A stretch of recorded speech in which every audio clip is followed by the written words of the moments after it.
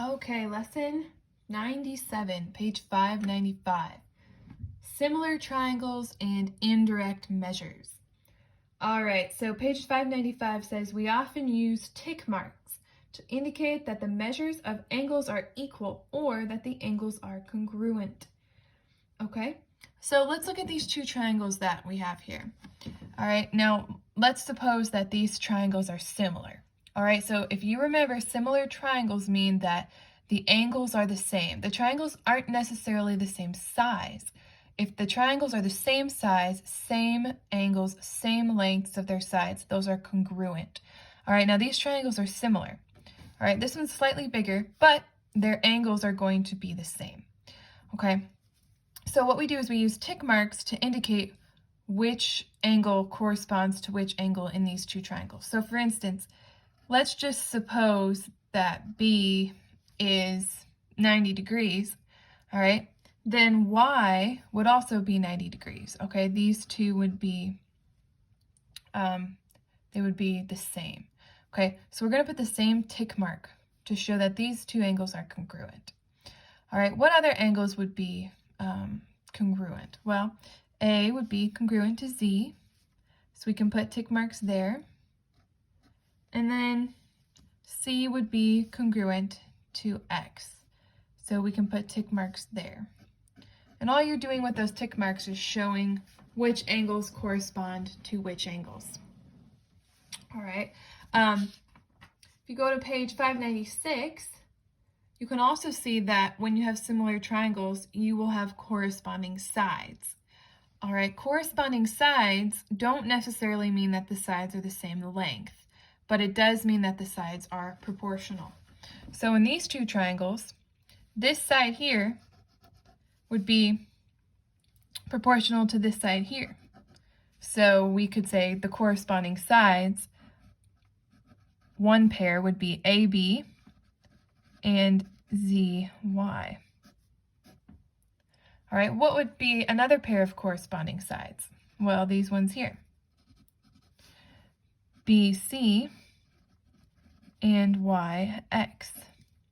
And then, of course, these ones would be your last corresponding sides. AC and ZX. All right, we don't know any measurements here, but if you look at the next triangles, we do know these measurements. Okay, you have 6, 10, 8, 3, 5, 4. All right, now these triangles are similar, okay? Their angles correspond, and their sides also correspond, okay? So you can see the relationship here, all right? You've got 6 is to 3, and you have 10 to 5, and you have 8 to 4.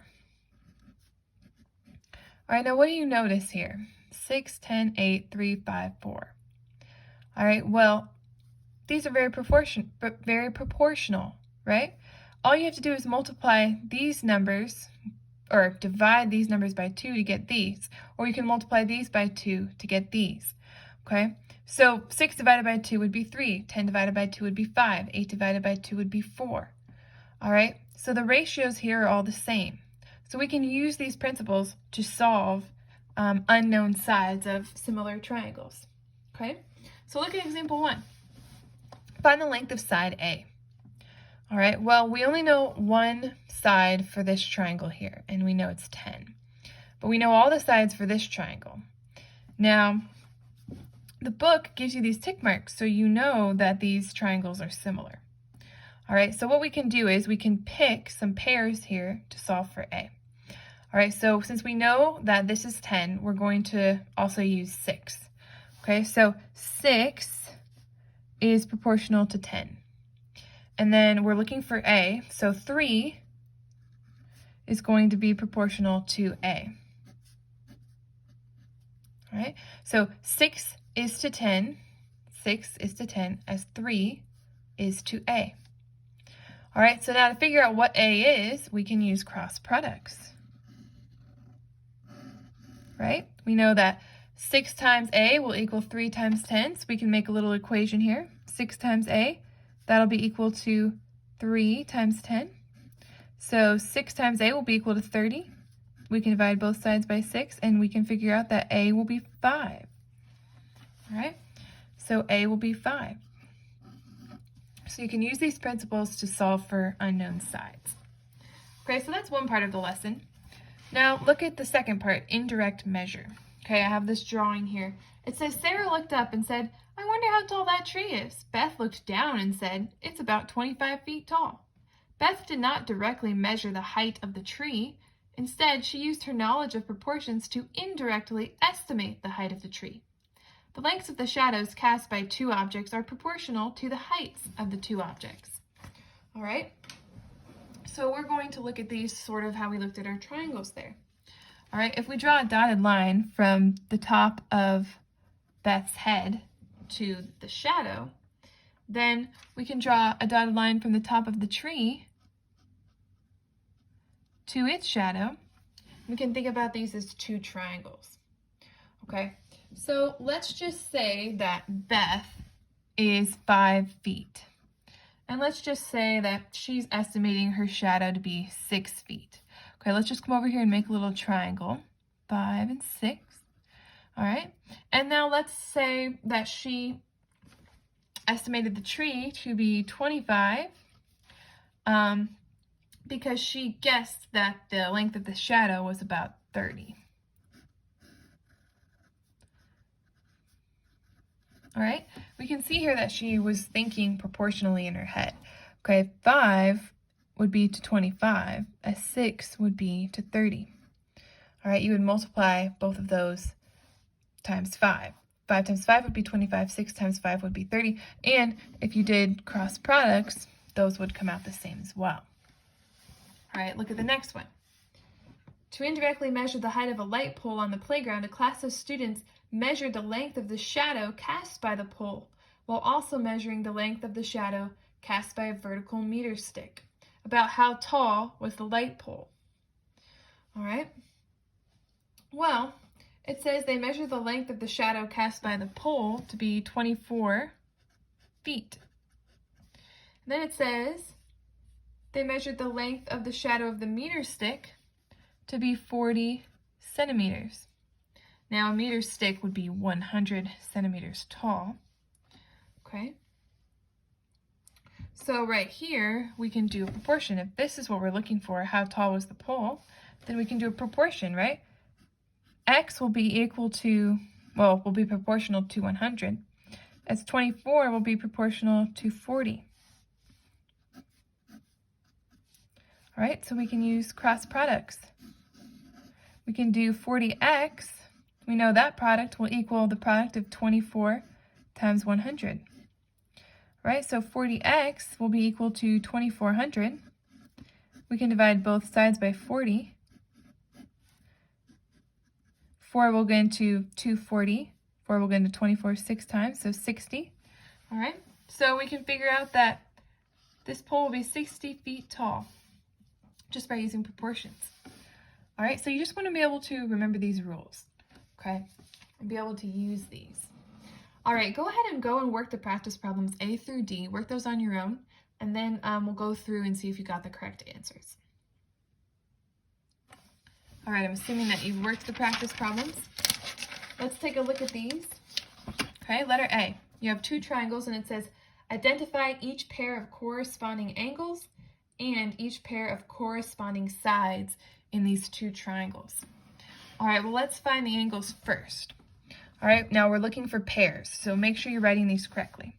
All right, well, you've got Y, angle Y, and that's going to correspond to angle Q. So for one pair, you should write it like this, angle Y and angle Q. All right, then we can go over to angle X. That's going to be proportional to angle P. And then you've got angle W and angle R. Make sure you're writing them like this, with your angle signs showing your pairs. All right, and then it said sides. All right, well, one side we've got is YW, and that's going to be corresponding to QR. Okay. Then we've got WX, that's going to correspond to RP.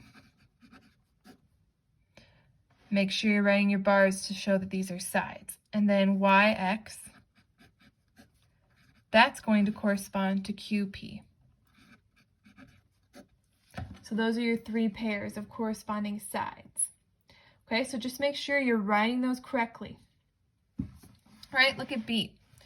Refer to the figures shown to answer problems B and C. Find the length of side X. For B, you should get 8. For C, you should get 18. And then for D, you should have gotten 12. So if you got those answers, great. You can start your lesson. If you didn't, then let's go ahead and look at them. All right, so for B, it said find the length of X. All right, well, we can do 6 is to 9. 6 is to 9.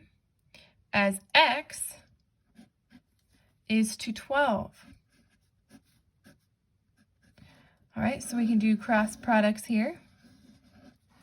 We know 9x will equal 6 times 12. Okay, now 6 times 12, it's going to be 72. So 9x will be equal to 72. We can divide both sides by 9, and x will be equal to 8. All right, what about y? Or letter C, where they're asking you to find y. All right, we can do the same thing. Okay, we can do 6 is to 9. 6 is to 9. As 12 is to y. And again, we can use some cross products here. All right, so we know 6y, that'll be equal to 12 times 9. All right, I'm going to divide by 6, get my y alone. 6 will go into 12 twice, and then 2 times 9, that'll be 18. All right, last one is D. All right, a tree casts a shadow 18 feet long. All right, let's draw our tree. And let's draw its shadow. All right, so the shadow is 18 feet. While a 6-foot pole, let's draw a 6-foot pole, casts a shadow 9 feet long. 9 feet, and we know our pole is 6 feet. How tall is the tree? So we're looking for the height of the tree. All right, well, we can do x is to 6 as 18 is to 9. We can use our cross products. 9x will be equal to 6 times 18. Divide both sides by 9. 9 will go into 18 twice, and we'll get 12. All right, there you go.